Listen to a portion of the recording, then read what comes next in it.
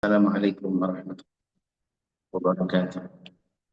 Alhamdulillah rabbil alamin wassalatu wassalamu ala asyrafil anbiya'i wal mursalin nabiyyina Muhammadin wa ala alihi wa ashabihi ajma'in. Amma ba'd. Bapak dan rekan-rekan yang terhormat, kita lanjutkan belajar bersama baca kitab tafsir Aisarut Tafsir. Pada malam ini kita akan lanjutkan ayat yang ke-33 dari surat Al-Baqarah. Surat Al-Baqarah ayat 33. Allah Subhanahu wa taala berfirman, "Ba'da a'udzu billahi minasyaitonir rajim, qala ya Adam anbi'hum bi asma'ihim." Allah berfirman, wahai Adam, kabarkanlah kepada mereka, ini maksudnya para malaikat, tentang nama-nama yang sudah diajarkan oleh Allah kepada Nabi Adam. Falamma anba'ahum asma'ihim, setelah Nabi Adam SAW mengajarkan atau mengabarkan kepada para malaikat seluruh nama-nama dari benda-benda termasuk ilmu pengetahuan yang Allah ajarkan kepada Nabi Adam, dan itu disampaikan, diutarakan di hadapan para malaikat. Bukan satu malaikat ya, di hadapan para malaikat yang banyak.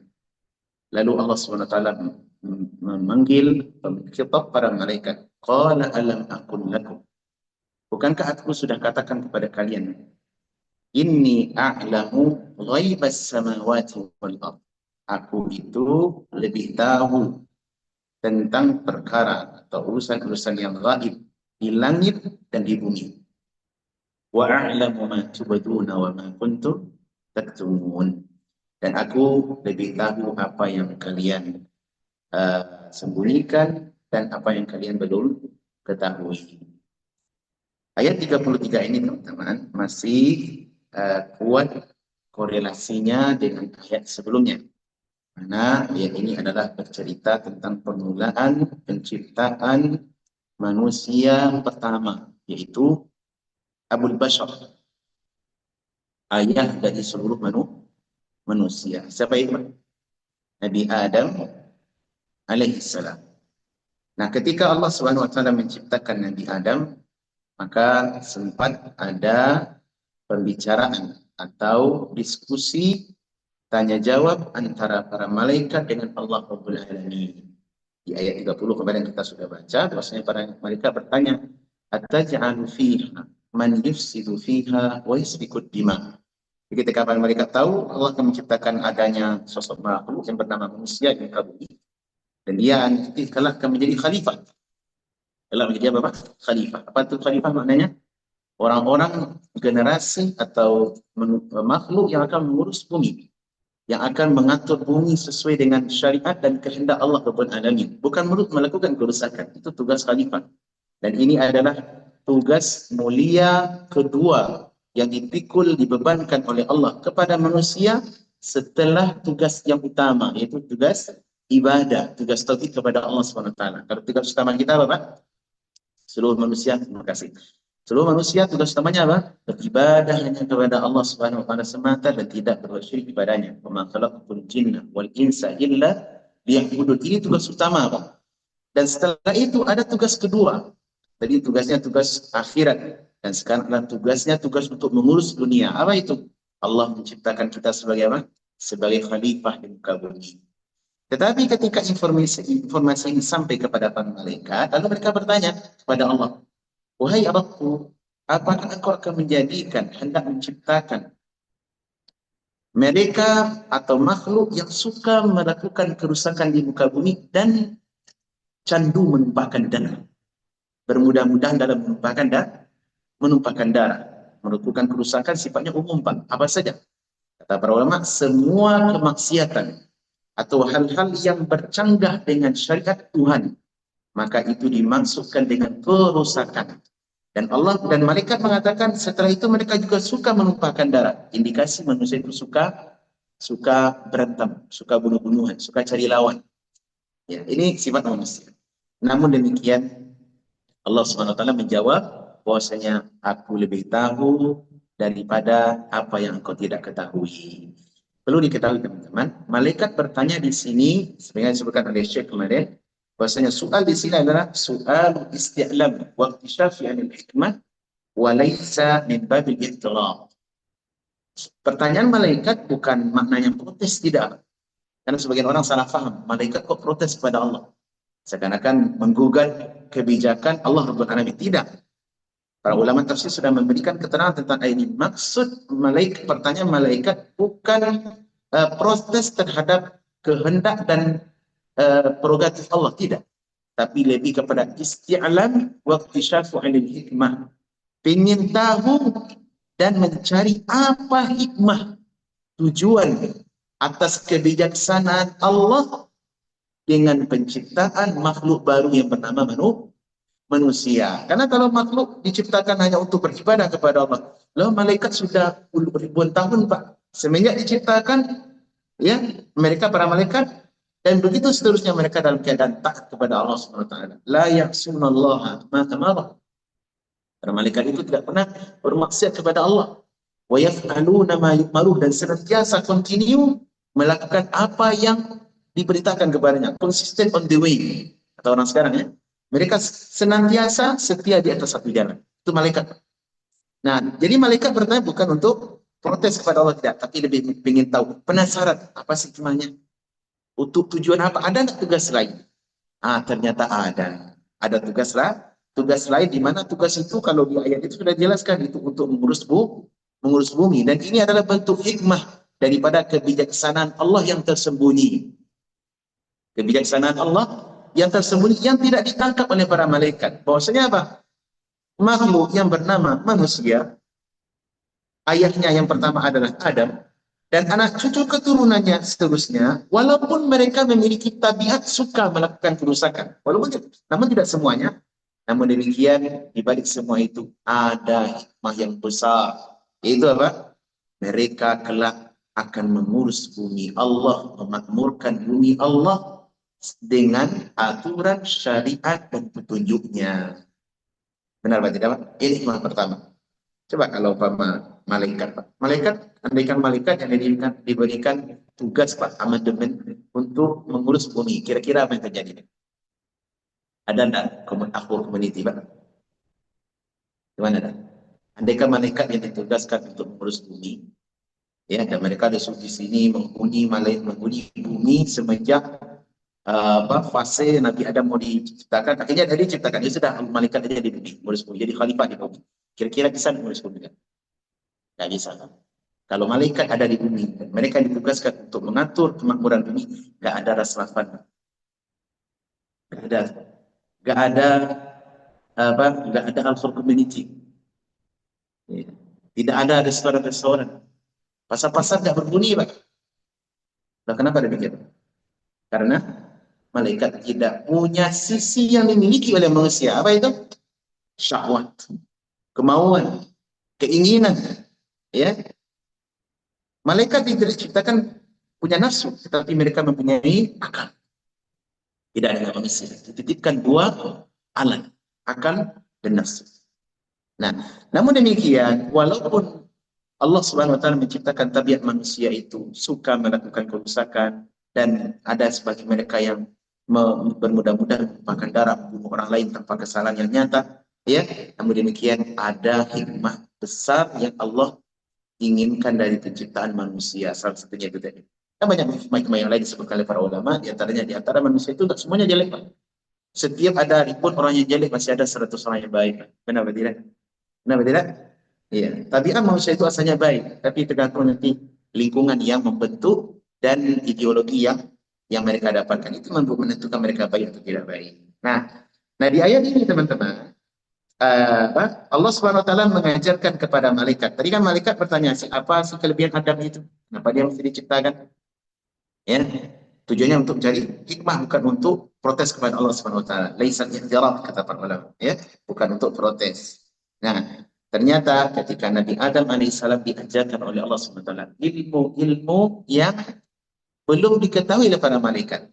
Apa yang diajarkan oleh Allah kemarin kita sampaikan, yaitu Allah mengajarkan kepada Nabi Adam seluruh nama-nama benda-benda, ya, yang sifatnya ilmu pengetahuan baik itu di langit dan di bumi. Iya, bahkan kata para ulama, seluruh bahasa diajarkan oleh Allah kepada Nabi Adam dan Nabi Adam mampu, mumpuni, ya, profesional di dalam menyampaikan ilmu yang sudah dia serap tanpa ada kelupaan, tanpa ada apa? Kelupaan. Dan itu disampaikan di hadapan para malaikat. Iya, tak tahu kita ribuan malaikat yang ada di hadapan Adam dan Adam berbicara sendiri sebagai manusia pertama. Menyampaikan ini bendanya, ini benda ini. Sampai kata para ulama, urusan mangkok memangkok, Pak, itu dikatakan oleh Nabi Adam alaihi salam.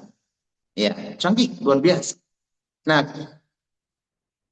setelah diajarkan Nabi Adam alaihissalam, maka Allah memanggil para malaikat. Nah, inilah yang bacakan ayat yang ketiga, ya, ayat ke-33 tadi. Ketika Allah berfirman, "Ya Adam, ambihum bi asma'ihim." Wahai Adam, tolong kabarkan pada malaikat. Nama-nama yang sudah saya ajarkan kepadamu. Nabi Adam berbicara A, B, sampai semua detail diajarkan, yang diajarkan oleh Allah. Nabi Adam mampu menyampaikan putaran di hadapan malaikat tanpa teks, Pak. Tanpa teks. Iya, dan ini luar biasa, Pak. Coba kalau kita berbicara di hadapan orang-orang, jangan banyak-banyak, 20 orang, tapi orang ini orang-orang luar biasa, orang hebat. Kira-kira apa yang terjadi? Hah? Gemetaran, Pak. Benar, Pak? Tidak sedikit di antara kita yang demam panggung. Apalagi kalau memang tidak pernah berbicara sebelumnya. Tapi ada pernah berbicara sebelumnya. Berbicara di hadapan orang makhluk yang menurut kita mungkin luar biasa, itu bisa demam panggung, Pak. Demam panggung. Nah, Nabi Adam menyampaikan hal itu semua dengan detail dan terang. Lalu Allah Subhanahu wa taala mengabarkan kepada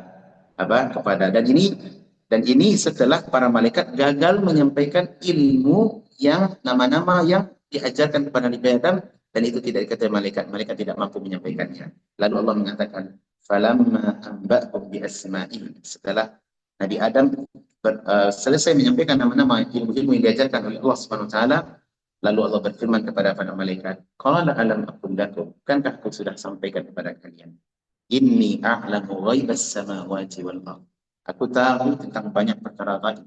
Semua urusan gaib Allah tahu, baik itu di langit maupun di bumi. Dan urusan gaib hanya diketahui secara mutlak oleh Allah Subhanahu wa taala semata. Tidak satu pun makhluk di langit dan di bumi yang mengetahui perkara gaib secara menyeluruh dan detail sempurna kecuali Allah Rabbul Alamin. Adapun urusan gaib yang sifatnya nisbi, para ulama membagi, Pak. Urusan gaib itu ada dua. Ada namanya gaib mutlak dan ada namanya gaib nisbi. Gaib mutlak itu apa artinya? Mutlak itu yang detail, bukan separatif, bukan sebagian-sebagian, tidak. Tapi detail. Seluruh perkara gaib langit bumi hanya Allah mengetahui. Bahkan ada perkara-perkara gaib yang hanya spesialisasinya Allah SWT. Tidak ada yang diberitahu kepada yang lain. Saya pahami, teman-teman, seperti apa urusan hari kiamat. Kapan terjadi hari kiamat? Tidak tahu, Pak. Tidak tahu. Apa yang tertulis di lauhil mahfuz, catatan takdir, ya, seluruh kejadian desain alam, kehidupan, itu tidak tahu kecuali Allah SWT. Ya. Tapi ada gaib yang kedua, sifatnya nisbi. Apa itu? Gaib yang sifatnya relatif. Apa maksud relatif, Hilal? Maksudnya adalah Allah mengetahui ilmu itu, tapi juga diajarkan, diberitahu kepada sebahagian makhluknya. Sebagaimana firman isyarat dalam apa? Dalam surah Al-Imran, wa ma kana Allah yudli'akum 'alal ghaibi. Allah tidak akan sekali-kali memberitahu perkara gaib kepada kalian.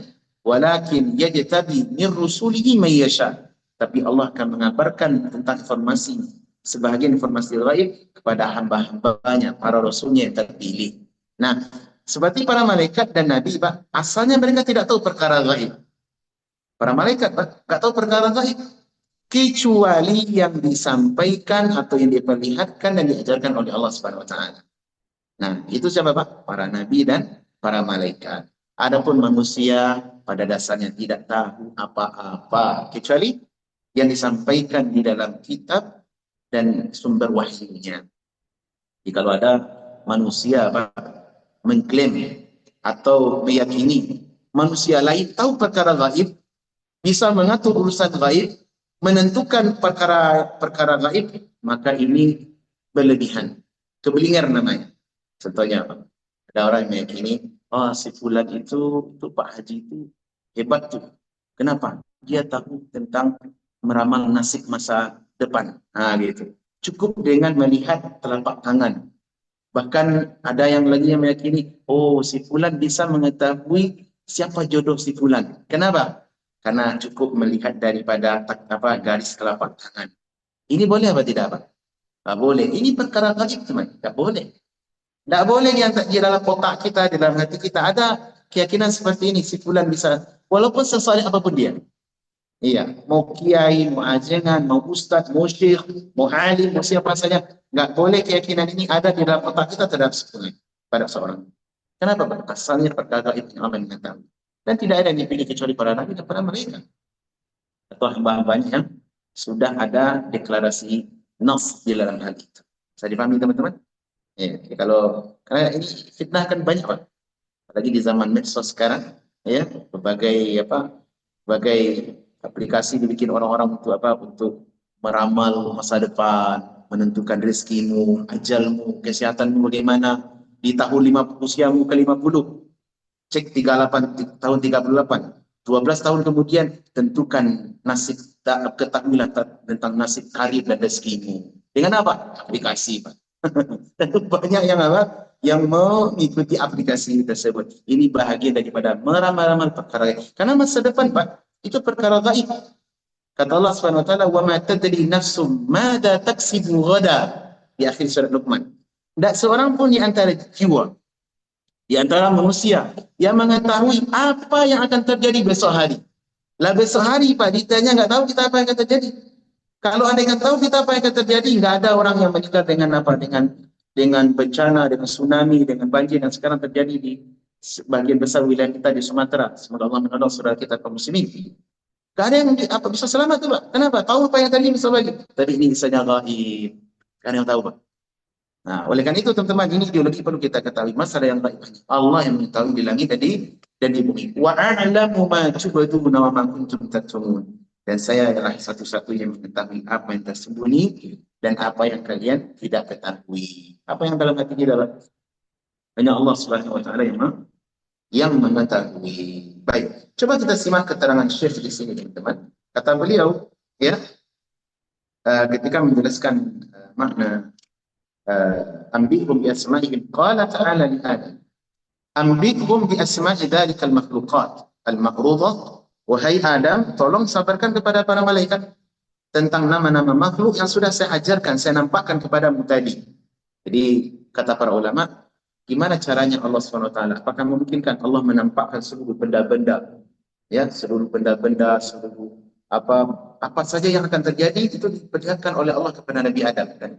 Berarti Nabi Adam sudah mengetahui apa yang akan terjadi sepanjang perjalanan bumi, termasuk mungkin dengan adanya handphone. Bisa jadi kalau keumuman anak ini, jadi Nabi Adam sudah tahu dengan adanya makhluk nanti kreasi manusia berupa handphone, mobil dan semisalnya sudah diperlihatkan oleh Allah Subhanahu wa taala. Lah, apakah itu sulit bagi Allah apa tidak? Iya. Mungkin kalau di zaman sebenarnya cukup dengan keimanan itu sudah bisa kita benarkan informasi ini. Tetapi bagi orang-orang yang mungkin generasi yang belakang akan lebih meyakinkan lagi. Kenapa? Jangankan Allah SWT, kita aja sebagai makhluk bisa kita menampakkan benda-benda yang banyak di dalam satu slide. Di dalam apa? Di dalam screen gitu ya. Dengan screen, dengan adanya TV, dengan adanya layar LCD yang begitu besar, itu gampang saya. Apalagi bagi Allah Rabbul Alamin itu tentu akan lebih mudah. Maka ketika dinampakkan kepada Nabi Adam semua benda-benda itu dan diajarkan namanya A, B, C dan seterusnya, lalu Nabi Adam menangkap dengan baik dan bisa memahaminya dengan benar setelah menyampaikan kepada para malaikat. Setelah mereka fa'amba'ahum bi asma'in wahidan. Setelah Nabi Adam menyampaikan kepada malaikat satu persatu, berarti banyak sekali itu, Pak. Banyak sekali, proses cukup lama saya kiranya. Hatta al-qas'at wal qusai'ah. Coba kata beliau, sampai urusan mangkok dan lebih kecil daripada mangkok. Berarti semuanya diajarkan kepada Nabi Adam. Nah, apa kata beliau? Ini catatannya, Pak. Wa huna dhahara syarafu Adam alaihim. Di sini, pada poin ini, nampaklah keutamaan, kelebihan Nabi Adam di atas para malaikat. Ya. Apa sih, Pak? Dan apa sih faedah yang bisa kita ambil dari informasi ini, Pak? Satu, setelah keimanan kita membenarkan informasi ini, maka kita dapat pahala. Ini bagian daripada akidah. Kenapa? Al-Quran yang berbicara. Karena semua informasi yang ada dalam Al-Quran hak benar adanya. Ini dapat di sisi ini, kita di majlis ini dapat meraih pahala di posisi ini. Apa itu? Sisi keimanan. Benar, itu sudah terjadi. Yang kedua apa Pak? Adanya support yang bisa membuat, support system yang bisa membuat kita bangga sebagai manusia ciptaan Allah SWT. Sebagai anak keturunan Nabi Adam. Kenapa? Nabi Adam telah dimuliakan oleh Allah dengan apa? Syaraf, dengan kemuliaan mampu menyampaikan apa? Ilmu di hadapan para malaikat. Dan ini sisi kemuliaan Nabi Adam. Walaupun kemuliaan itu dimiliki oleh ayah kita, maka kemuliaan bagian daripada kemuliaan juga didapati oleh anak cucu keturunannya. Iya. Makanya kata para ulama, syarafu apa? Al-asli atau syaraful asal, syaraful lil furu'. Kemuliaan bagi cabang, kemuliaan bagi yang pusat itu juga mendapat kemuliaan bagi yang cabang. Artinya apa? Kalau Nabi Adam mulia, maka anak cucu keturunannya juga mendapat kemuliaan. Dan faedah yang lain teman-teman apa itu? Keutamaan Nabi Adam alaihissalam sebagai apa? Sebagai manusia yang mampu berhujjah dengan ilmu, menyampaikan ilmu. Baik. Wa ataba alaihim rabbuhum, lalu Allah menegur para malaikat dengan perkataan alam aqul lakum inni a'lamu ghaibas samawati wal ardh. Baik. Apa faedah dari ayat ini? Kata beliau, kata Syekh, bayanu qudratillahi ta'ala alaihi haitsuma aw haitsu 'allama Adama asma'al makhluqati kullaha fa'alimaha. Faedah pertama apa, Pak? Pertama, penjelasan, keterangan tentang kemampuan kemahabesaran Allah Subhanahu wa taala ketika dia mengajarkan Nabi Adam nama-nama makhluk semuanya, dan Nabi Adam mampu menangkapnya. Karena kan ilmu itu Pak, ilmu itu disampaikan tidak semuanya kita mampu menangkap. Contoh, kita memiliki kelas ini. Kelas ini Pak, taruhlah kita ambil angka bulat 100% daripada informasi yang disampaikan sesuai dengan kadarnya. Kita yang belajar, yang menyimak, yang mendengar itu terkadang kurang daripada itu kemampuan kita menangkap. Benar atau tidak? Ada yang kemampuannya 80%, ada yang 70%, ada yang 50%, ada yang masuk dan keluarnya kuduai, sama sekali. Kenapa?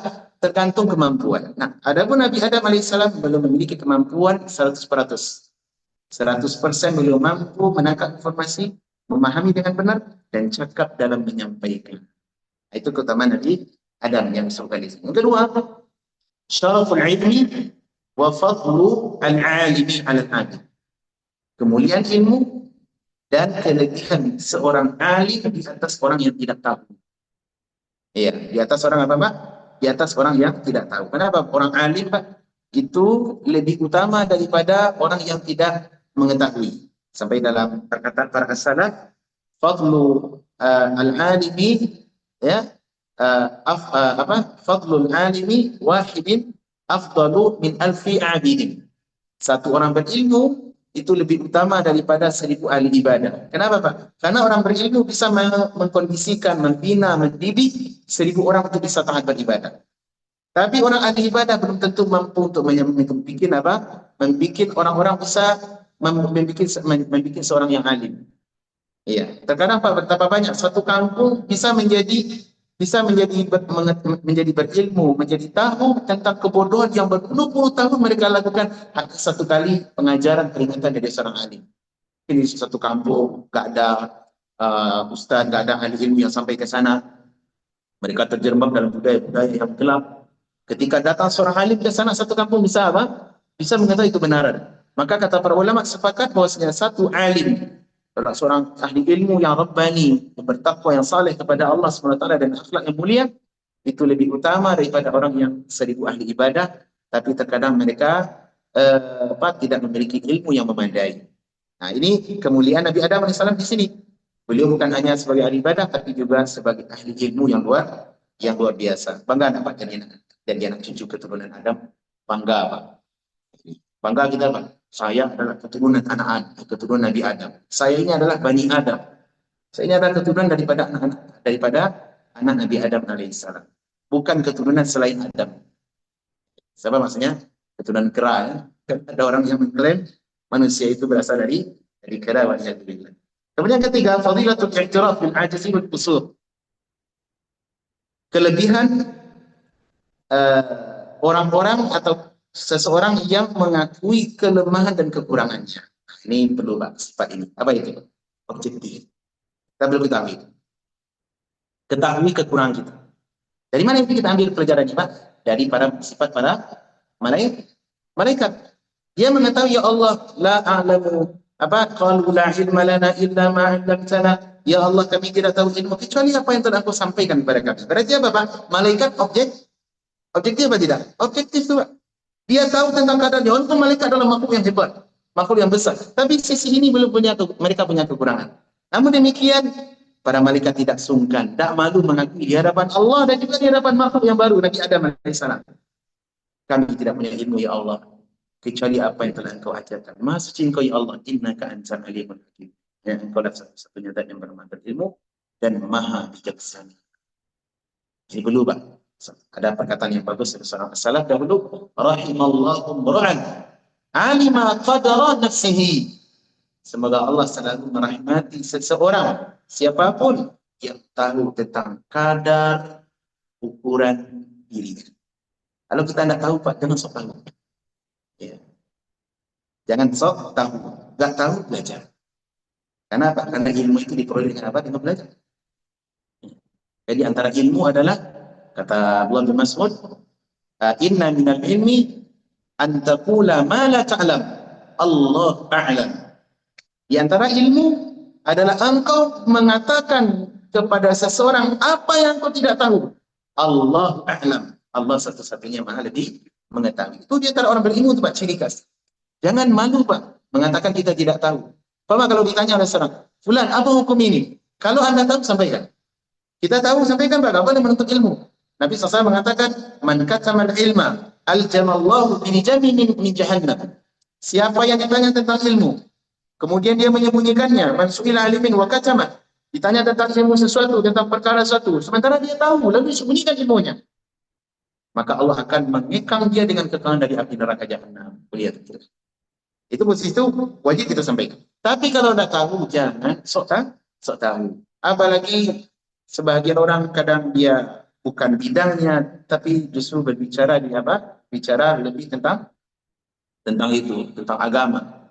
Lihat munculnya teman-teman orang-orang yang sebenarnya ini orang digaji yang harusnya ini di rumah sakit jiwa, tapi justru muncul di panggung dakwah, ceramah. Karena ceramahnya, mohon maaf, isinya adalah semua yang berkaitan dengan syahwat, ya, mencak-mencak. Ada yang ceramahnya isinya adalah kelakaran, ada isinya yang ceramahnya adalah tahayul, yang ceritanya melangit. Ya, kakek gua dulu bisa mi'raj ke langit 70 kali sehari malam. 70 kali mi'raj ke langit Pak. Itu yang disampaikan di majelis ilmu. Di majelis yang katakan dalam notabene adalah dakwah. Ribuan orang yang ikut kepadanya. Lebih lagi yang di-share di media sosial, akan bisa jadi ratusan ribu yang akan menonton. Tapi meskipun demikian, dengan gaya cover pakaiannya yang seakan-akan dia ajengan, kiai dan semisalnya, mampu menipu umat itu ceramahnya. Sebenarnya orang ini adalah orang-orang, mohon maaf dan tanda kutip, bodoh. Gak tahu tentang apa yang disampaikan. Ilmu agama ini, dakwah ini adalah amanah yang besar daripada Allah SWT. Jangan sok tahu. Kalau kita bodoh, lebih baik kita mundur belakang. Jangan isi panggung Pak. Jangan isi panggung. Tidak cukup dengan pakaian. Pakaian ini bisa saja siapa saja bisa beli Pak. Tapi beda dengan ilmu. Penyampaian ilmu tidak semua tidak bisa dibeli Pak. Kalau bisa dibeli market, semua orang bisa menyampaikan ilmu. Tapi tidak, ini adalah hikmah, ilham, pemberian karunia dan fadilah daripada Allah SWT. Wa yarzuqu man yasha'u. Ya, bighairi hisab. Dia memberi rezeki ilmu, rezeki apa saja kepada siapa saja dia kehendaki, dan semua orang dapat. Nah, tapi itulah yang terjadi, terkhusus di daerah kita Nusantara. Coba Nusantara ini, Nusantara apa kabarnya? Sakit Pak. Tapi Pak, ya, kita walaupun merantau di negeri, alhamdulillah untuk kondisi kita aman, alhamdulillah. Tapi kita perlu juga memperhatikan keadaan negara kita. Nusantara itu sakit dari hampir di semua sisi, terutama agama. Agama coba lihat. Orang-orang rusak justru naik. Kadang pemusi Isi ceramahnya dia katanya majlis zikir, majlis ilmu, majlis habaib, majlis ini, majlis itu. Tapi isinya apa Pak? Dangdutan. Wanita-wanita bergoyang. Majlis isinya adalah kelakaran, cerita-cerita khurafat, tahayul yang membuat akal manusia tumpul. Agama ini kan bukan itu tujuannya Pak. Agama ini apa tujuannya Pak? Menajamkan akal, mencerdaskan pikiran, menghidupkan hati, itu tujuannya. Bukan kelakaran. Semuanya ada diajak apa dijadikan tawa. Bukan berarti bercanda, tidak boleh Pak. Boleh bercanda, asalkan sehat. Tapi kalau candanya mohon maaf sudah sampai kepada kemaluan, tak boleh Pak. Majelis apa namanya itu? Kalau untuk mencari ketawa, oh ini kan saya menghibur Ustaz. Saya ingin menghibur orang, kan hiburan itu mahal. Benar, tapi bukan di majelis ilmu.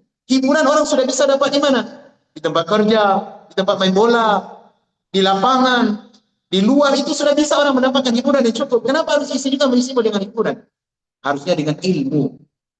Ilmiah yang disampaikan. Qala Allah, qala Rasul, wa qala sahabat. Berkata Allah, berkata Rasul, ini hadisnya, berkata para sahabat, berkata para salaf, berkata para ulama, itu yang disampaikan ilmu. Bukan justru apa? Kelakaran dan guyonan. Ini faedah yang ketiga. Kemudian kata beliau, jawaz isti'an al-itabu ala man idda'a ya wa da'wa ghairi ma ta'ahalla laha, ma ta'ahalu laha.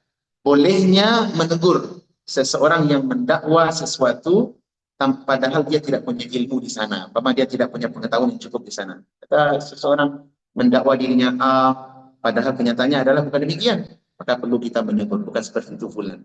Dan ini adalah adab yang diajarkan oleh Allah Subhanahu wa taala. Baik, kita lanjutkan ayat ke-34.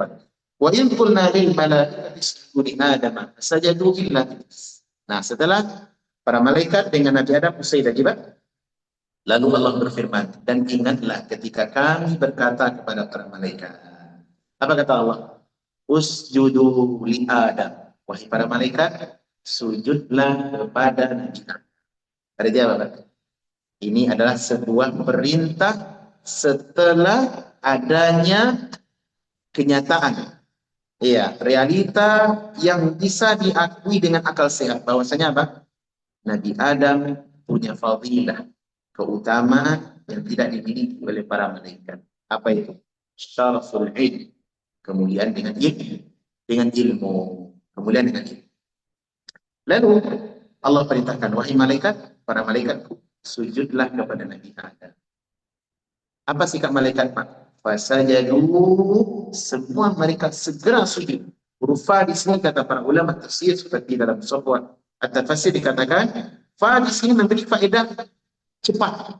Begitu taatnya para malaikat ketika disuruh untuk sujud, fasajadu, mereka dah nunggu lama Pak. Memang malaikat sifatnya itu, la ya'sunallaha ma amara. Mereka tidak pernah bermaksiat Pak. Tak mundur-mundur. La yafturun. Mereka tidak pernah lelah, tidak pernah capek beribadah kepada Allah siang dan malam. Ya, siang dan malam. Beda dengan manusia. Ada saatnya semangat, ada saatnya betul tidak semangat. Nah gitu. Mereka langsung sujud. Illa iblis. Kecuali satu. Siapa ya? Iblis. Kenapa iblis tidak sujud Pak? Jadi seluruh malaikat sujud kecuali satu makhluk saja. Siapa itu namanya? Iblis. Kenapa dia tidak sujud? Kata Allah di sini, Aba, dia enggan. Ini alasan sebab pertama. Sebab yang kedua, wastakbara, dia sombong. Sudah enggan, sombong lagi. Wa kana minal kafirin. Dan ini endingnya. Ini adalah endingnya. Outputnya daripada input yang dia lakukan, sikap yang dia berikan, enggan tambah dengan sombong. Kata Allah, sungguh iblis termasuk kepada makhluk-makhluk yang kafir. Di sini teman-teman perlu diketahui, Allah ketika berfirman kepada para malaikat untuk sujud kepada Nabi Adam. Apa yang dimaksud sujud di sini? Sujud di sini kata para ulama, mereka sepakat sujud yang maksud adalah sujudut tahiyyah wa ta'zim. Sujud maknanya adalah penghormatan. Penghormatan dan pengagungan. Kepada siapa? Kepada Nabi Adam alaihissalam. La sujudus salat wala al-ibad. Bukan maksudnya sujud untuk salat, sujud menyungkur di hadapan Nabi Adam, atau sujud sebagai bentuk ibadah kepada Nabi Adam. Tidak. Tetapi sujud di sini apa Pak? Sujud kemuliaan, memuliakan Nabi Adam. Memuliakan apa? Nabi Adam alaihi salam.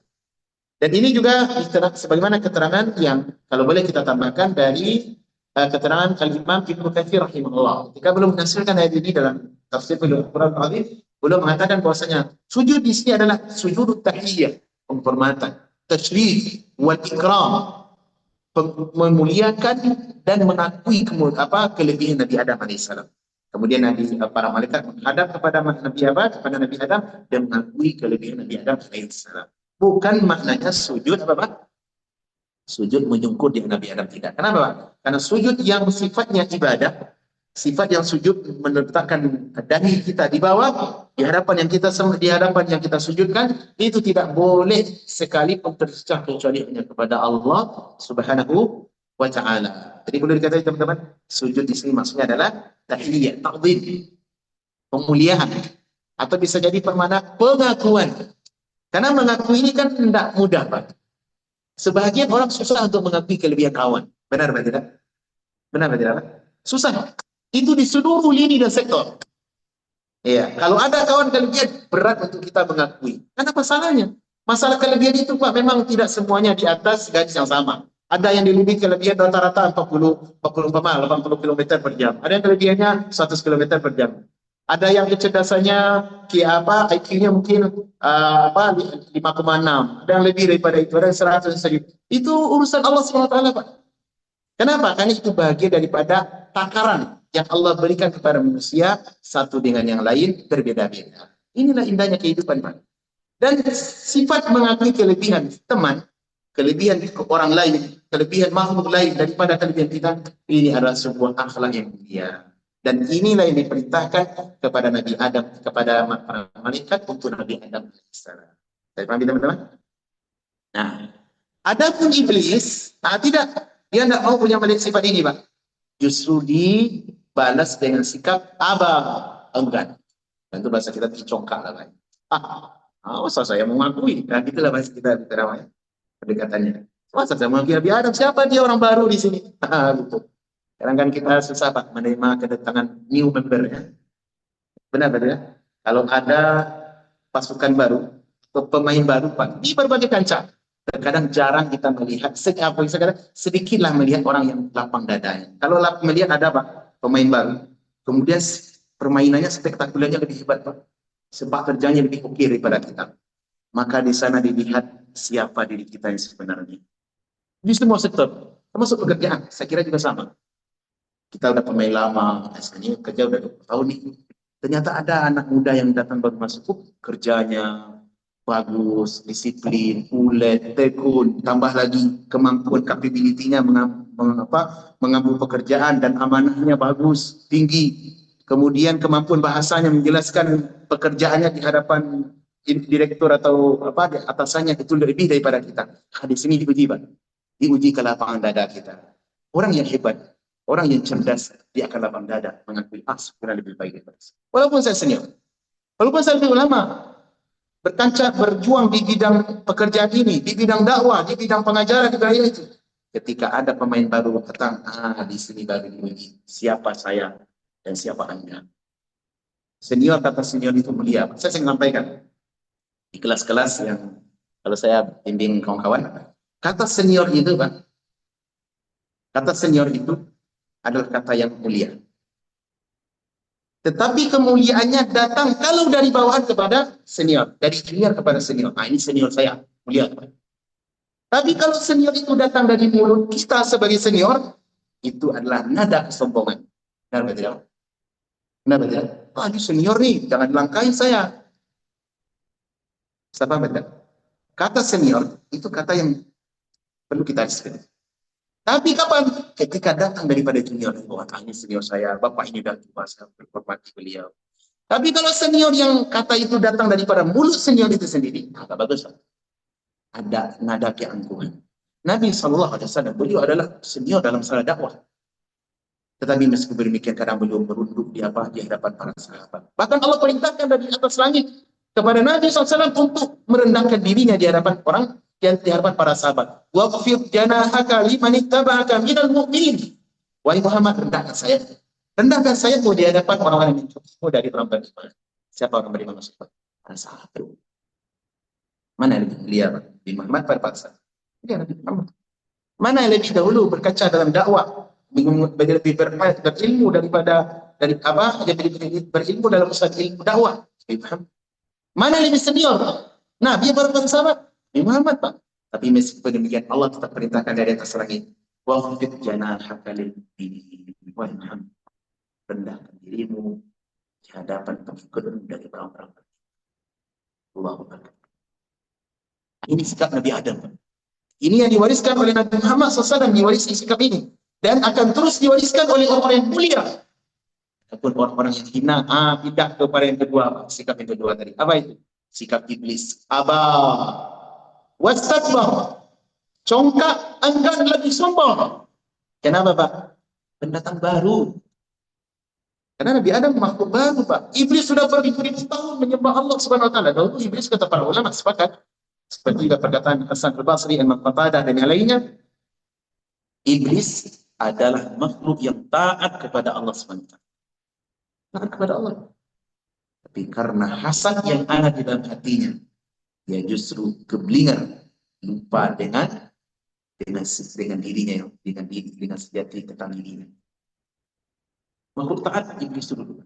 Dan dia iblis adalah bahagian daripada jin. Daripada Allah akan menciptakan makhluk yang mukallaf itu kan tiga. Satu pada malaikat, dua adalah jin, ketiga adalah manusia. Masing-masing diciptakan dari bahan yang berbeda. Nah, malaikat taat tunduk kepada Allah. Segera, tanpa ada tunggu bertanya-tanya. Kalau sudah nampak kelebihan Nabi Adam, apalagi itu diperintahkan oleh Allah, sudah, tidak perlu tanya lagi. Adapun iblis tidak, dia sombong. Sombong dan congkak. Dan kesombongan teman-teman, kecongkakan ini adalah dosa maksiat pertama yang dilakukan oleh makhluk yang bernama iblis. Yang dahulunya adalah bangsa jin. Kata Allah dalam surah Kahfi, kana minal jinni fafasaqa an amri rabbih. Dahulu iblis itu adalah dari bangsa jin. Lalu dia fasik kepada perintah Rabbnya, kepada perintah Allah. Dan ini adalah maksiat pertama yang dilakukan oleh makhluk di atas langit kepada Allah SWT. Itu penyakit apa? Maksiat, penyakit hasad. Dan juga maksiat pertama yang terjadi di muka bumi, yaitu penyakit hasad yang dilakukan oleh anak Nabi Adam ketika Habil membunuh Qabil. Saya pahami teman-teman, ini maksiat. Penyakit hasad teman-teman itu penyakit berbahaya. Semua orang punya hasad. Kata Syekhul Islam Ibnu Taimiyah rahimahullah, la yakhlul badan anil jasad anil hasad. Tidak ada satu pun badan atau jasad yang lepas dari penyakit hasad. Cuma bedanya itu, Pak. Tergantung siapa orangnya. Kalau orang mulia dia menyembunyikan. Tapi kalau orang yang rendah, hina, yang akhlaknya rendah, subuh pendek, atau misalnya di bahasa lain akalnya rendah gitu ya, maka dia menampakkan hasadnya dengan perbuatan yang pura-pura, fitnah lah, gembosin lah, bilang cerita-cerita hoax tentang orang yang kita hasad, ya kan? Kadang cerita itu cerita yang kampungan, Pak. Kadang orang kalau hasad itu bilang itu, ini apa anda? Tidak bisa cerdas orang ini. Kalau mau bikin hasad janganlah seperti itu. Cerdas sedikit lah ya, Pak. Kalau mau bikin hasad tentang apa? Tentang saudara kita. Anda kalau hasad bilang hasad, silakan. Itu hak Anda. Tetapi kalau mau hasad cerdas sedikit lah. Jangan kayak bodoh gitu ya, kelihatan bodoh gitu. Dan itulah Pak, kadang penyakit hasad itu udah sebagaimana perkataan kita ini tadi, semua orang berpeluang punya hasad. Lebih sakit kayaknya kenapa saya tidak seperti itu ya. Hasad itu ada, Pak. Jadi orang beriman, orang mulia dengan orang itu bedanya. Orang mulia dia sembunyikan, Pak. Kadang tetap dia lisannya belum memberat, tetap memuji. Alhamdulillah, terima kasih. Anda punya keutamaan lebih daripada saya karena sebab Anda begini begitu. Orang bernanda, Pak. Kelapak kelepek, Pak. Sadar, Pak? Kelapak kelepek gitu. Terkadang perbuatannya itu melupakan tentang siapa dirinya. Walaupun dia sejelas orang yang edukasi, yang orang-orang yang akademik. Mau bergelar dia sarjana, mau doktor, mau profesor. Kalau yang namanya hasad sudah memperoleh akalnya, lupa dia tentang dirinya. Dengan itu teman, penyakit hasad adalah penyakit yang berbahaya yang dilakukan oleh Nabi Adam, oleh iblis kepada Nabi Adam alaihissalam. Dengan sebab itulah iblis dihinakan oleh Allah SWT menjadi makhluk yang terlaknat. Menjadi makhluk yang terlaknat. Enggan mengakui. Tidak subjektif, tidak objektif. Wastakbar dan sombong. Sombong teman-teman adalah sifat yang Allah miliki. Iya, kata Allah SWT dalam diskusi, al-kibru ridai. Sombong itu adalah selendangku. Siapa faman akhadahu minni, siapa yang mengambilnya daripadaku, aku akan benamkan dia dalam neraka jahanam. Yang lain sombong itu hanya Allah, Pak. Kan di antara nama Allah adalah Al-Mustakbir. Itu zat yang maha agung, yang maha memiliki apa? Kesombongan. Kesombongan apa? Dia memang mampu untuk itu dan dia layak untuknya. Tidak dengan kita manusia, tidak dengan kita makhluk, teman-teman. Siapa saja makhluknya, baik malaikat, baik apalagi jin, apalagi kita. Nggak boleh sombong. Ya. Kalau Nabi SAW ketika memberikan tafsir tentang mana sombong, apa kata dia? Al-kibru batarul haq wa ghamtun nas. Ada para sahabat bertanya, ya Rasulullah, ada di antara kita itu yang suka pakai baju bersih, pakaian rapi, sendal kadang baru. Kalau bahasa kita kan sekarang muslim mobilnya mobil yang baru, dia suka mobil baru. Iya, gitu. Barang-barang itu berkualitas. Ya, makanan-makanan yang itu gimana Rasulullah? Sombong atau tidak? Apa jawaban Nabi? Ya, Inna Allah jamil yuhibbul jamal. Allah itu maha indah dan suka dia yang sesuatu yang indah. Yang dimaksud dengan sombong adalah al-kibru batarul haq. Ini definisi sombong. Engkau menolak kebenaran setelah kebenaran itu nampak. Walaupun datang bukan daripada orang yang kita senangi. Bapak saya tidak suka dengan Bapak, tapi Bapak mampu mengutarakan kebenaran. Dan itu sesuai dengan analisis ilmiah dan saya menerima dengan apa? Dengan pengetahuan yang saya punya. Oh, itu benar Bapak. Walaupun saya tidak suka dengan Bapak, kewajiban saya dalam menerima. Walaupun datang bukan dari orang yang kita, dari orang yang kita tidak senang. Ini definisi pertama, menolak kebenaran. Dan ini sifat iblis. Menolak kebenaran. Kenapa? Kelebihan ada. Dan Allah sudah perintahkan kepada para malaikat sujud. Kenapa iblis tidak sujud? Gitu.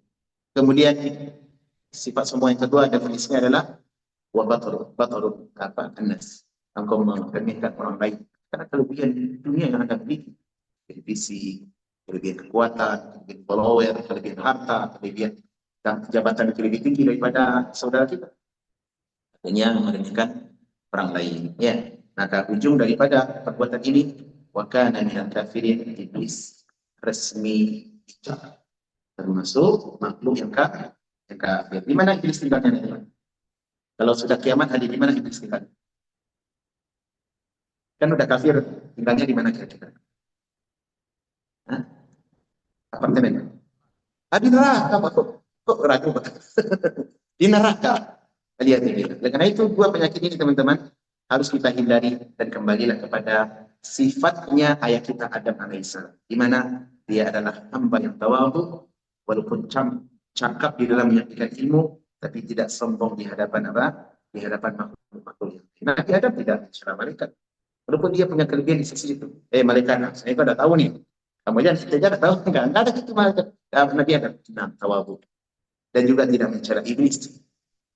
Yang tidak mencela iblis, walaupun dia tidak sujud kepada Nabi Adam. Ada yang mengatakan iblis itu Pak di sini dikatakan oleh Syekh, kata beliau, kana ismuhu al-Harith. Ada yang mengatakan iblis di sini maksudnya adalah namanya dulu Harith. Ya, namanya dulu adalah Al-Harith. Walamma takabbara an ta'atillah ablasatullah. Maka ketika dia sudah sombong dari menaati Allah, maka Allah membuat dia membuat dia menjadi makhluk yang kecewa atau makhluk yang terhina. Makhluk yang terhina. Ya, kemudian ayat sabu atau ayasahu min kulli khairin wa musakhahu syaitanan. Lalu iblis jauhi dari seluruh kebaikan dan dia diganti dengan apa? Menjadi syaitan. Jadi perbedaannya nampaknya terang bagi kita apa ya? Ada jin, ada iblis, ada syaitan. Apa beda ketiganya? Kalau jin itu komunitas, Pak. Maksudnya kelompok makhluk. Kalau iblis adalah dedengkot yang tadi mungkin kepala suku lah ya. Jin itu punya banyak pemimpinnya yang mungkin paling tinggi atau yang bangkang itu keluar satu. Tidak mau dia sujud, akhirnya dia telanah. Ini iblis namanya. Gangsternya lah. Daripada apa? Maka disebut iblis. Ablas itu artinya yang yang mengecewakan atau yang dibuat putus asa oleh Allah SWT. Putus asa dari rahmat Allah. Iya. Kemudian iblis itu punya follower, punya keturunan. Keturunan ini disebut dengan syaitan. Kalau syaitan Pak, sudah pasti kafir. Kalau iblis juga. Tapi kalau jin belum tentu. Karena jin itu ada yang muslim, ada yang kafir. Iya, wa annahu kan apa? Kunna tara'iqa qidada. Di antara kami itu bertingkat-tingkat, kata jin dalam surat ini ya. Ada yang muslim, ada yang kafir, ada yang sunni, ada yang syiah, ada yang rafidah, ada macam-macam Pak. Ada LGBT-nya juga ada Pak. Dia macam-macam apa tuh siapa. Makanya ketika kita berlindung kepada Allah itu bukan berlindung dari jin, tapi berlindung apa? Dalam istiadat, a'udzu billahi minasyaitonir rajim. Aku berlindung kepada Allah dari syaitan. Apa itu syaitan ini? Keturunannya iblis tadi. Ya, dalam hadis sangat banyak keterangan bahwasanya iblis ketika dikutuk oleh Allah, maka Allah tinggalkan dia di mana? Diusir dia tinggal di laut, membangun singgasana di tengah laut, lalu dari sana dia mengutus para tentaranya, ya, untuk menyerbu manusia-manusia yang ada di darat, lalu menipu sebagaimana makar yang mereka lakukan dan realita di dalam kehidupan nyata. Baik, selesai ayat 34. Ayat 35. Wa qul kemudian coba lihat di sini. Ada kata min hidayatil ayat, ada faedah-faedah dari ayat ini. Kata Syekh di sini, at-tadhkiru bi ifdalillahil hamdu alladhi yujibu syukru wa yarghabu fihi. Peringatan tentang karunia yang Allah berikan kepada karunia Allah itu adalah perkara yang hendaklah kita syukuri dan kita senang dengannya. Jadi karunia Allah apa? Di antaranya adalah seperti Allah jadikan kita sebagai hamba hamba yang taat kepada Allah. Allah berikan Islam kepada kita, untuk kita. Allah jadikan kita keturunan Nabi Adam yang mengenal Islam. Itu adalah semuanya karunia, Pak. Karunia yang harus kita cukupi dan kita bersyukur dengannya. Kemudian at-tahdhiru minal kibri wal hasad. Peringatan bahaya penyakit sombong dan penyakit hasad. Aitsu kana sababul ablasa syaitan. Ketika dua penyakit ini adalah sebab daripada terkutuknya syaitan iblis. Terkutuknya iblis, wamtina'ul yahudu min qubulil Islam. Bahkan para orang Yahudi pun terhalang menerima kebenaran Islam hanya karena penyakit ini. Penyakit apa, Pak? Hasad. Isyarat daripada ayat, ya, wadda katsirun min ahli kitab. Orang-orang ahli kitab itu maksudnya dari Yahudi, ya. Yawaddu law yaruddunakum min ba'di imanikum kufar. Mereka sangat ingin sekali wahai Muhammad dan pengikutmu agar kembali kepada kekufuran setelah kalian beriman. Kenapa, Pak? Hasadan min indi anfusihim. Nah, hasad yang ada di dalam hati mereka. Jadi Yahudi itu tahu dia dengan kebenaran agama kita, Pak. Mereka tahu. Kenapa? Disampaikan oleh silsilah para nabi mereka tentang Islam. Akan datang nanti nama nabi terakhir namanya Nabi Muhammad. Iya, cuma sayangnya mereka hasad. Apa yang menyebabkan mereka hasad, Pak? Apa penyebab hasad orang Yahudi? Karena Muhammad sebagai nabi terakhir bukan dari kabilah Israel. Bukan dari keturunan Yakub, tapi dari keturunan Nabi Ismail alaihissalam. Bukan dari keturunan Ishak, tapi dari keturunan Nabi Ismail. Orang Arab, bukan orang non-Arab. Ini bahayanya, Pak. Fanatisme kesukuan membuat seseorang jauh lari dari kebenaran. Hanya Pak, fanatik itu gak bagus, kecuali fanatik yang dibenarkan.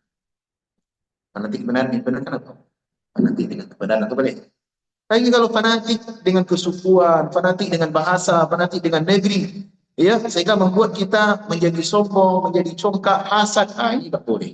Dan ini adalah kelakuan orang-orang Yahudi. Kemudian faedah ketiga kata beliau, taqriru adawata iblis. Keterangan bahwasanya iblis itu adalah musuh bagi kita. Wa tanbihu ila annahu aduun tujibu adawatahu abada. Dan peringatan terang bahwa dia adalah musuh yang wajib kita jadikan musuh selama-lamanya.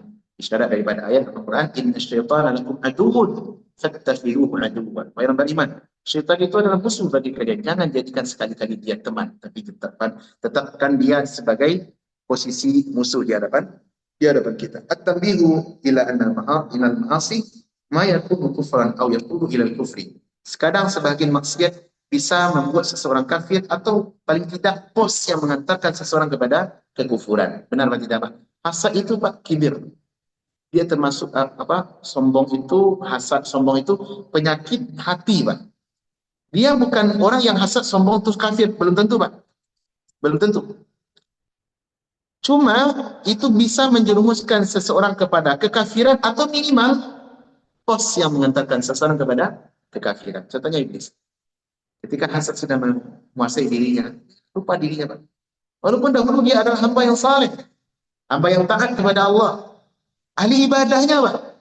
Melihat Allah SWT secara langsung, melihat surga, melihat bagaimana keajaiban-keajaiban ciptaan dan kebesaran Allah SWT. Kurang apa keimanan iblis, Pak? Tapi meskipun demikian, dia tidak bisa mengalahkan dirinya dari penyakit hasad. Coba andaikan iblis memiliki sikap seperti mana mereka, selesai urusan. Iblis tetap pada kemuliaannya, Nabi Adam tetap pada kemuliaannya. Tidak kurang, Pak. Tidak kurang derajat iblis. Tapi itulah sayangnya hasad. Makanya adik-adik, teman-teman, Hilal, si Syahmi, ini penyakit-penyakit ini berbahaya. Ya, hasad dan sombong ya adalah the common enemy, musuh bersama. Apa boleh kejam begitu. Kita sebagai manusia, anak Adam alaihissalam harus memiliki penyakit apa? Menghindari penyakit ini dan bersifat tawadhu, rendah hati dan taat kepada syariat Allah Rabbul Alamin. Ayat 35. Saya ada saya ada 5 menit lagi. Kayaknya gantung ini. Kalau kita baca, ini sudah paragraf yang kedua harusnya. Ini kisah tentang Allah memerintahkan Nabi Adam dan istrinya untuk tinggal di surga. Itu nanti dia makan pohon yang terlarang, lalu dikeluarkan oleh Allah dari surga. Insya Allah Pak, kita baca yang sesi ini. Sesi ini Pak, kita baca insya Allah di kelas besok. Ini ada hikmah besar Pak. Apa sih rahasianya Allah menurunkan Nabi Adam dan istrinya, ibunda kita Hawa alaihi wassalam, dari surga yang sudah nyaman, sudah VIP, sudah tahu VIP-nya berapa tingkatnya. Sudah nyaman sekali, enjoy, kenyamanan luar biasa. Tapi kenapa kok diturunkan juga ke bumi ini? Apa rahasianya? Ini akan kita kupas insya Allah di kelas berikutnya. Nanti kita akan ambil mukadimah daripada kitab Miftah dan Sa'adah karya Imam Qayyim rahimahullah, beliau menjelaskan bagus tentang kenapa kita mesti ada di dunia. Apa sirru ubutu Adam wa Hawa ila dunia? Apa rahasianya? Apa hikmahnya Allah turunkan Nabi Adam dan ibunda Hawa ke dunia setelah sebelumnya ada di negeri yang penuh kenyamanan dan keamanan? Apa rahasianya? Insya Allah akan kita baca bersama di kelas berikutnya. Masih ada waktu Pak menit Pak. Barangkali teman-teman ada yang mau menambahkan atau pertanyaan yang bisa kita diskusikan, kami persilakan. Silakan Pak. Ya. Iya Pak. Manusia di ini dibunuh oleh jika sekarang oleh manusia itu kemana sekarang? Apa masih tetap dunia atau tidak? Ya. Kemana iblis yang sebelum Nabi Adam turun ke dunia dahulu, sebenarnya kata para ulama, dunia ini dihuni oleh para jin. Makanya malaikat, salah satu isyarat ini, kenapa malaikat bisa memprediksi bahwasanya tipe Nabi Adam dan anak keturunannya akan suka berantakan Pak, akan suka bunuh-bunuhan, perang dan semisalnya, karena mengambil pengalaman dari makhluk sebelumnya. Ketika jin dahulu di bumi, itu mereka suka perang Pak, suka menumpahkan darah, bikin kerusakan di mana-mana. Lalu Allah utuslah para malaikat untuk mengusir mereka dari bumi, dari daratan ke lautan. Dengan datang dalam hadis yang sahih, Nabi SAW mengatakan bahwasanya iblis ya membangun singgasananya, arasnya di samudra, di lautan. Jadi kalau pertanyaannya tadi, di mana setelah Nabi Adam turun ke bumi, di mana tempatnya iblis? Iblis dan anak cucu keturunannya syaitan membangun peradaban mereka, tempat tinggal mereka di lautan, di samudra. Allah beri mereka tempat yang lebih luas Pak, karena dataran lebih kecil daripada lautan lebih besar, lebih luas. Nah dari sana mereka menyusun strategi untuk menyampaikan berbagai makar dan kebisakan untuk memberikan tipu daya, menggoda manusia. Dan nanti yang paling banyak digoda itu adalah orang-orang yang bercerai.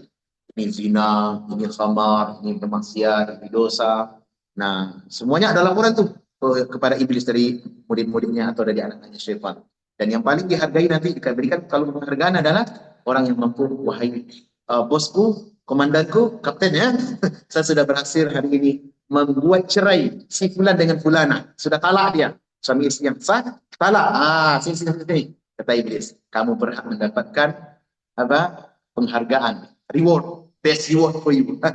Kenapa berhasil memporak-porandakan rumah tangga? Nah, itu. Jadi dari hadis itu, Pak, keterangan itu bisa kita ambil kesimpulan, Bapak, di mana iblis dan anak cucu keturunannya sekarang?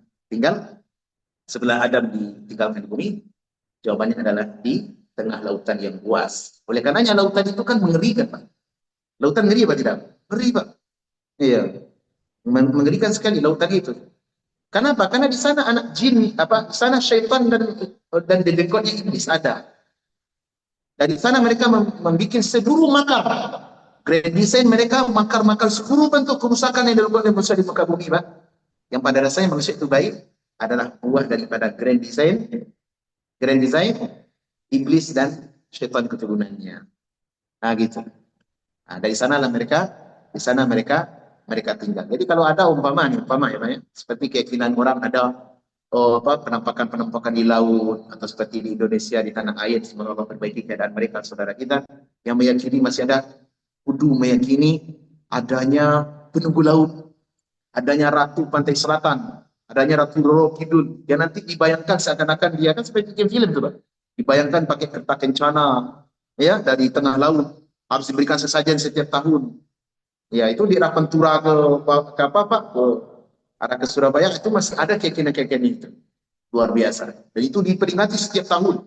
Kalau tidak dikasih sesajen, maka mereka meyakini nanti laut akan, Roro Kidul akan marah, kemudian kita akan ditimpa musibah, dihanyutkan berbagai berbau, tumpeng, dan segala macam. Bisa jadi, wallahu alam, kalau benar ada mereka melihat ini adalah propaganda daripada syaitan, iblis, dan anak keturunannya syaitan.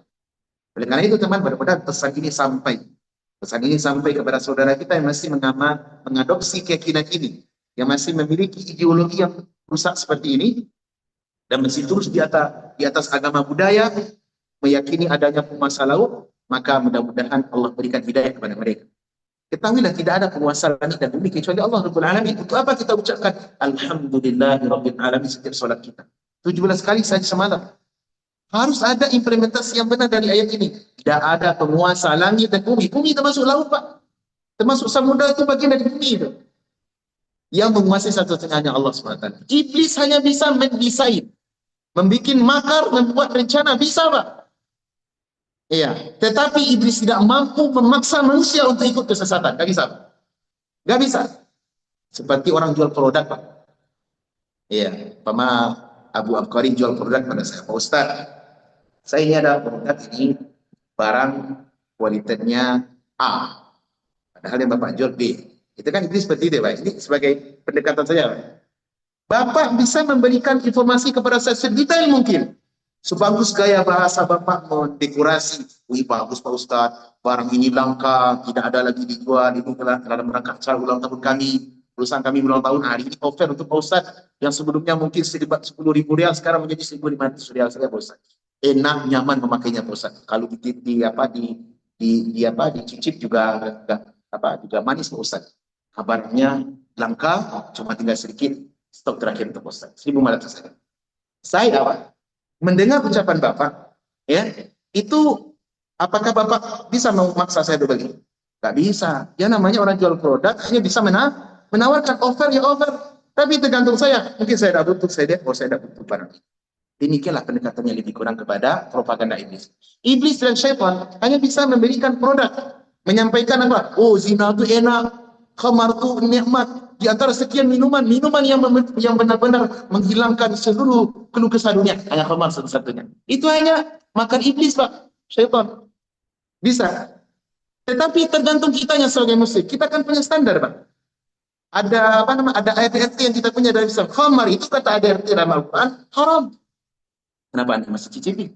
Zina itu merusak keturunan, merusak kehormatan Anda, merusak dunia dan akhirat Anda. Kenapa masih dinikmati? Cari yang halal.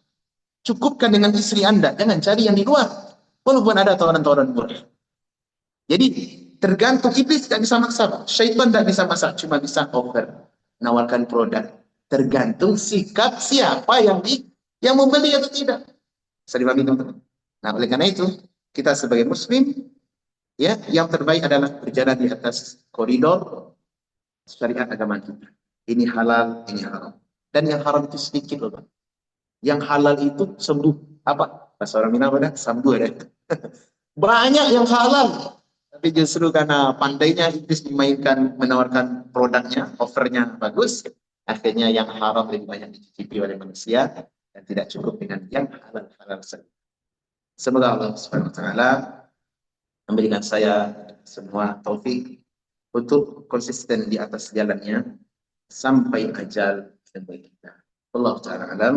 Sallallahu wasallam ala nabiyina Muhammad wa ala alihi wa sahbihi wasallam. Demikian, semoga bermanfaat. Wassalamualaikum warahmatullahi wabarakatuh.